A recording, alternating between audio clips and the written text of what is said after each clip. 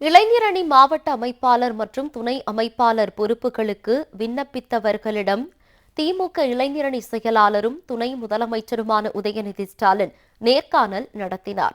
திமுக இளைஞரணி செயலாளரும் துணை முதலமைச்சருமான உதயநிதி ஸ்டாலின் வெளியிட்டுள்ள சமூக வலைதள பதிவில், இளைஞர் அணியின் முதல் 4 மண்டலங்களுக்கு உட்பட்ட சென்னை தெற்கு, திருவள்ளூர் மேற்கு, திருவண்ணாமலை வடக்கு, வேலூர் வடக்கு, தருமபுரி மேற்கு, சேலம் கிழக்கு, ஈரோடு மத்திய ஆகிய மாவட்டங்களில் காலியாக உள்ள இளைஞர் அணி மாவட்ட அமைப்பாளர், துணை அமைப்பாளர் பொறுப்புகளுக்கு விண்ணப்பித்தவர்களை மாநில துணை செயலாளர்கள் முன்னிலையில் நேர்காணல் செய்தோம் என்று தெரிவித்துள்ளார்.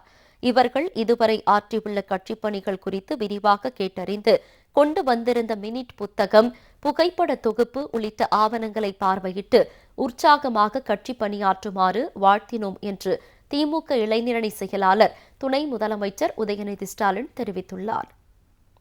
இளைஞரணி மாவட்ட அமைப்பாளர் மற்றும் துணை அமைப்பாளர் பொறுப்புகளுக்கு விண்ணப்பித்தவர்களிடம் திமுக இளைஞரணி செயலாளரும் துணை முதலமைச்சருமான உதயநிதி ஸ்டாலின் நேர்காணல் நடத்தினார்.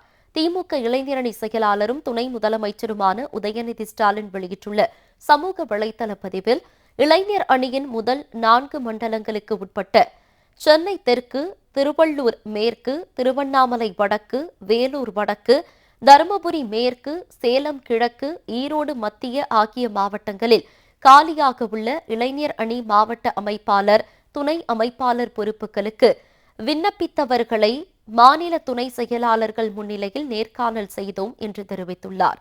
இவர்கள் இதுவரை ஆற்றியுள்ள கட்சிப் பணிகள் குறித்து விரிவாக கேட்டறிந்து கொண்டு வந்திருந்த மினிட் புத்தகம், புகைப்பட தொகுப்பு உள்ளிட்ட ஆவணங்களை பார்வையிட்டு உற்சாகமாக கட்சி பணியாற்றுமாறு வாழ்த்தினோம் என்று திமுக இளைஞரணி செயலாளர் துணை முதலமைச்சர் உதயநிதி ஸ்டாலின் தெரிவித்துள்ளார்.